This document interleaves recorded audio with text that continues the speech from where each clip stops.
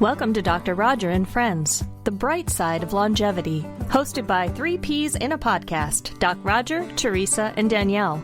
Thanks for joining us for Coffee and Conversation.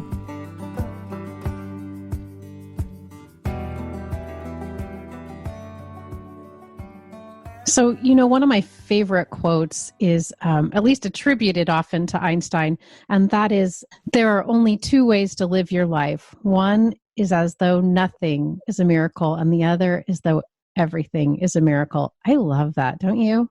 I do. I remember when Dr. Kahn said it at our annual meeting, the Lyceum. That's the first time I had heard it. It is beautiful. Now you, Danielle, you must come out of your skin hearing something like that in a good way. Oh, I was going to say, the reason why I love that quote so much is Einstein himself was not particularly religious. In fact, if I'm not mistaken, he was an atheist, and yet he had such a reverence for nature, and it was awe-inspired that he still felt that something outside of himself. Even if it wasn't a God, as somebody religious might say, he was deeply spiritual. Very much so. I think he was in awe of the universe. Carl Sagan, I don't know about his religious affiliation, but he did lots of work on the universe and helped us, and he was a very spiritual person also. Maybe it's inevitable when you look at the vastness of the universe. Yeah, you can either look at it like we're this tiny speck in the world and don't mean anything, or you can look at it as like, wow, think of everything that had to align in the world, in the universe, to bring us together to be in existence. And that's pretty amazing. Yeah, and we talk about how we're all connected. I remember I did a keynote just recently, and I was surprised to see that we share huge amounts of DNA with trees, with mammals, with apes, and whatever we're composed of, so are plants and everything else. So and stardust. We're all connected. And stardust, yeah. But spirituality, now that's kind of a concept that's kind of, someone would say, maybe squishy. Well, there are a lot of misconceptions about it, right? When people say spiritual, sometimes they go right to religion, which is one path. But I think it can be a complementary path, that there are not only other ways, but combinations of things that we can do. It is truly different for every single person. And I think that's good. Oh, I think it's very good. But I think it requires that someone, if they're truly going to understand spirituality, understand that this person sitting across from them may have a totally different view, and it's not my way or the highway. I mean, I think it's about tolerance of others' views of what spirituality is. Yeah. So I'm curious, Roger, how would you define spirituality for yourself? I don't know about defining it, but what it means to me is, I think it's this interconnectedness of us with everything. Creatures and plants, the earth, the universe, and I'll stop there. That's what overwhelms me. There's lots of other things that make me think of that and make me feel part of something a lot bigger than myself, and I like to practice it on a practical level with finding my purpose and meaning and helping others and working for the common good and those sort of things. So that's me. Teresa, how about you? Mine, I do seek, I guess, spirituality through religion. And that is an important path for me, but it's not the only way. It's part of it. But another big part of it is being out in nature. That does it for me. And if there's anything I've learned in the past few years about myself, it's that quiet and solitude, that's really where I find it. Those are big ingredients for me to feel, I guess, like my spiritual batteries are charged up. I've known you a long time, Teresa, and I noticed an additional light. There are lots of lights within you, but an additional light when you planted all those almond trees. So for me, who's the interconnectedness of everything. I mean, I don't know. That's work, I'm sure, and it's something that happens around you and where you live. But I don't know. I have a feeling that was kind of special for you. It is so special. And I will run out on my lunch and just walk and sort of weave my way in between the rows. And it does recharge my batteries in a spiritual way. So I guess I'm a mix of ways. I think as we all are. Well, let's talk to the guru here, the spiritual advisor amongst us. Well, I think we're all equally spiritual. So, but my take on it, I feel like it's twofold. I believe that it's your individual search for meaning and purpose, and which is a very personal thing that nobody has to understand but you. And I feel like the second component is how we relate to one another, to nature, and to whatever that divine source is, whether you call it God or universe or physics or whatever it means to you, that's something greater outside yourself. So it's your individual journey, and it's the journey you take with everyone around you. That's a beautiful thing. Well, aren't we the spiritual ones? But so is everybody in some way.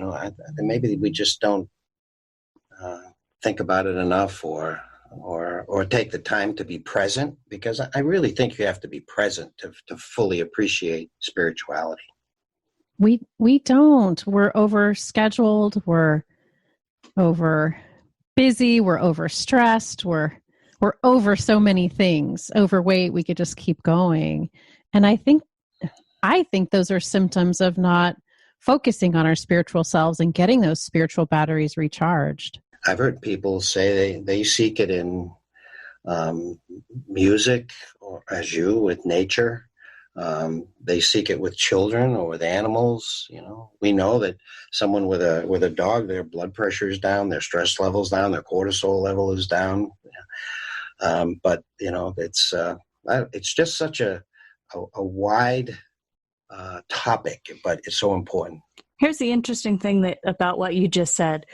When you're spiritual, the health benefits, no matter what path you take, are the same, whether it's religion, whether it's spending time in nature, spending time with animals, volunteering, meditating, and being mindful. The benefits: lower blood pressure, better cardio health, better memory, creativity. When you can find it in music, it has the same resonance as the other things you mentioned. All the health benefits are the same. So it doesn't matter if we all find it a different way. Well, this brings up the many people define spirituality. Those, in fact, who make it their career to talk about it and to propagate it. Many people call it the quest, and I think the important part of that is that it dispels any idea that we have that it's a destination. I mean, it is a place where we want to be, but that's being present, and that can happen anytime. It's not a particular geographic or financial or whatever destination. I think it's the appreciation and realizing you're seeking it, and you do find it in multiple different ways, just like the three of us. And I think as you grow and evolve, it takes on new definitions. And today's you can't probably appreciate spirituality in a different way, in a deeper way than the 10 years ago version of you. And that's a good thing. A story coming, warning, red light. No way. Story. You're kidding. So one of my Air Force assignments was to a big spy base, and we had high altitude reconnaissance airplanes. So we had SR-71s and U-2s. And I got a flight in a U-2, which goes very high. And I just began to see the curvature of the earth and the dark indigo sky, and I got to say it was an extremely moving experience. I'm in a pressure suit and everything, so you're in kind of an artificial environment, but to see that was just awesome. So that was a moment of a different type of spirituality when I was younger, but I've never forgotten it. So. But I believe totally you're correct that it is. I know that in my many decades it has evolved significantly, but with a common thread of, for me, presence.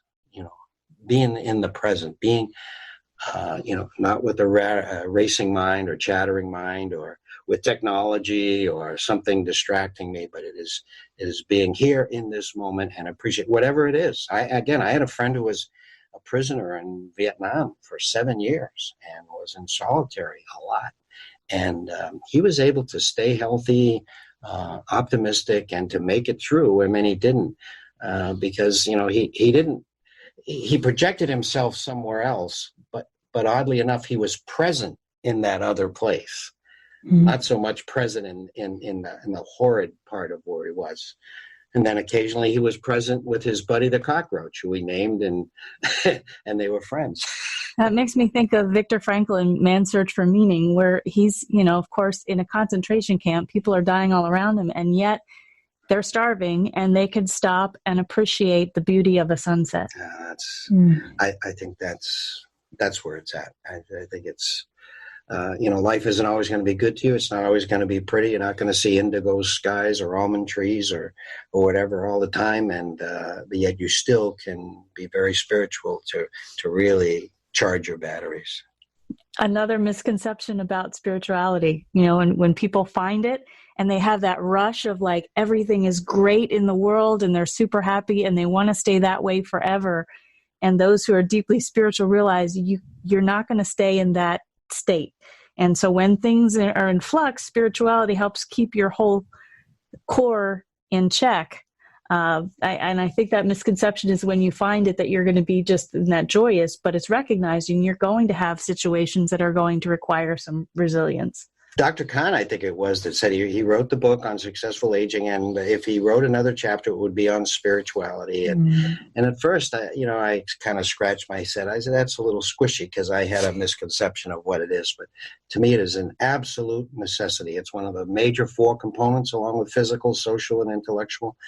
And so I guess like everything else, we know it's there. We know it's a part of our lifestyle, and that we have to believe that it is something we can do and we can grow into it. And maybe you can't get right into it, but let's use Kaizen to just experience a little bit of presence, a little bit of spirituality every day.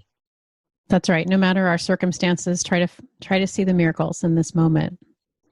So what's our takeaway in all this? So what we're saying, I think, is find what brings you purpose or peace or meaning to your life. Think about the connection to other living things and tolerance of other things, and find connection to something greater than ourselves. Exactly. Beautifully said. Hi. We hope this podcast is a source of inspiration. If you're ready to dive deeper into these concepts and really apply them in your life, join us over at Master Life. You'll have a personalized experience and lots of support to create your own long, bright future. mymasterlife.com